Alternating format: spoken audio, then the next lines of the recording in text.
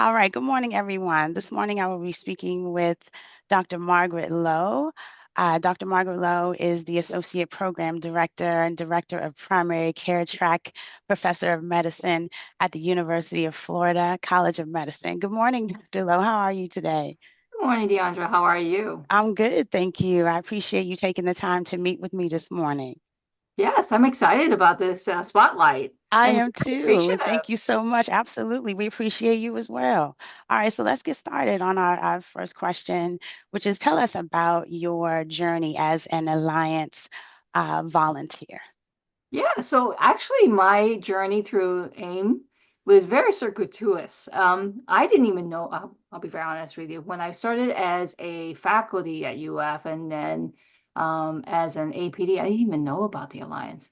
But then when I became an APD and got to know other members within the GME program director community, they talked all about the Alliance. I'm like, what is this Alliance? And so I first started looking at the Alliance through blogs. I got through the listserv, very active listserv, and then I saw the call for volunteers. And I am a education junkie. I love doing anything educational. And then there was a call for education committee, which I applied, and I got in. I was so excited. That was my start in education committee through the, I think it was the APDIM. No, it was the AIM Education Committee, not the APDIM. And after that, I love program planning. I was doing program planning a lot for another medical society that I was in, and I'm very good at plannings, and I love being involved in that building process. So then I also applied for the program planning. So I was on the AIM Education Committee and APDIM program planning for a little bit.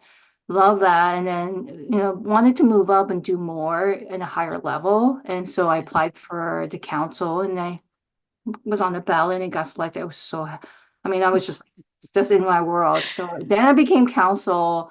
That was one of the best, I would tell you. I tell everybody that was the one of the best volunteer experiences I've had. And I really enjoyed being at that like higher level, making those decisions and having those high level discussions and like planning for the GME community.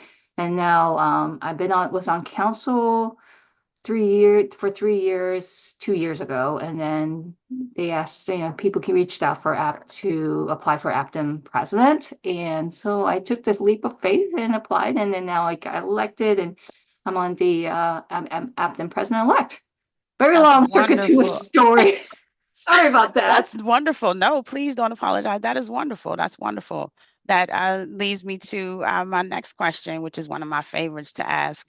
So, are there any lessons that you wish you had learned early on in your career? If so, what are they?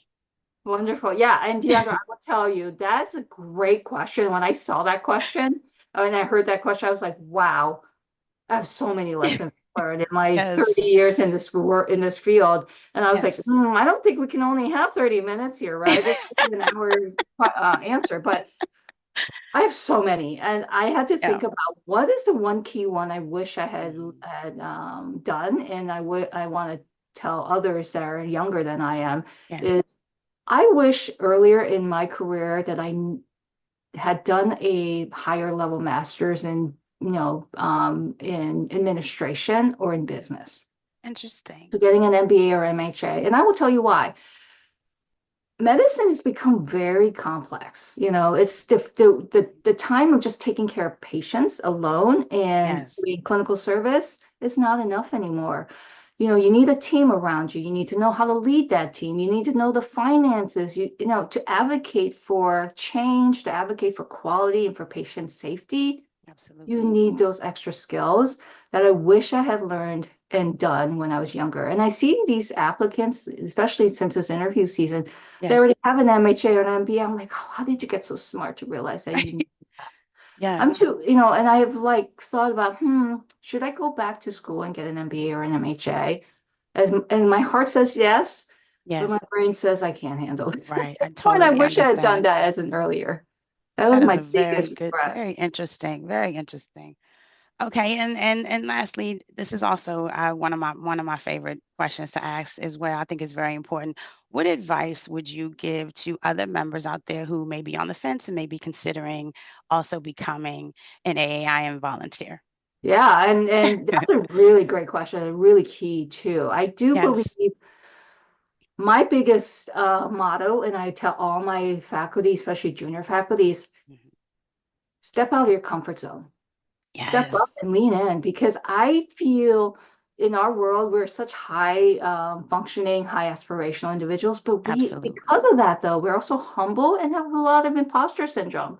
I can't begin to tell you how many faculty will tell me like, and I encourage them to like apply for this AIM volunteer opportunity or leadership opportunity. They'll be like, but I'm Yes. just an APD or I'm just this or I'm just that. I'm like, Mhm. no, you're not just that. You have the expertise, you have the content experience that we need. Get away from the imposter syndrome, step up and step out because AIM has so many great opportunities for volunteer, for getting involved, for leadership. And a lot of our members are too afraid or don't think they're worthy enough. And I would say, no, you're wrong. This is a Absolutely. great opportunity for you to engage and to really advance your career as well as your personal and your mental health, because Yes. the community of AIM was the reason why I thrived in the GME world. And this community here is so engaged and collaborative and really, really wants to see the best in all of our educators. So Yes. yes, please step out, step up, and don't just get away from the imposter syndrome and step out of your comfort zone. Say yes to the great opportunities, even if you're scared. That is wonderful, wonderful advice. Wonderful advice. So we thank you so very much. I speak for everyone here at the Alliance for Academic Internal Medicine when I say thank you so much, Dr. Lowe, for everything that you have done. You are, like you said, on the ABDIM University Teaching Hospitals Assembly, the ABDIM Council, ABDIM Program Planning Committee, the AAIM Board of Directors. You are an Alliance mentor, also the AAIM Awards Program Work Group. It's amazing, and we appreciate your time and your contributions thus far and what you're going to do going forward. We really appreciate it and thank you so, so much. Words Well, I will never be appreciate able it. to convey our appreciation. Thank you so much. Thank you for speaking with me today. It's been wonderful speaking with you. Well, thank you for inviting me, Deandra. I was really excited to do the spotlight. So glad that you did. All right, you have a wonderful rest of your day and I'll be in touch. Okay, bye now. Okay, take care. Bye bye.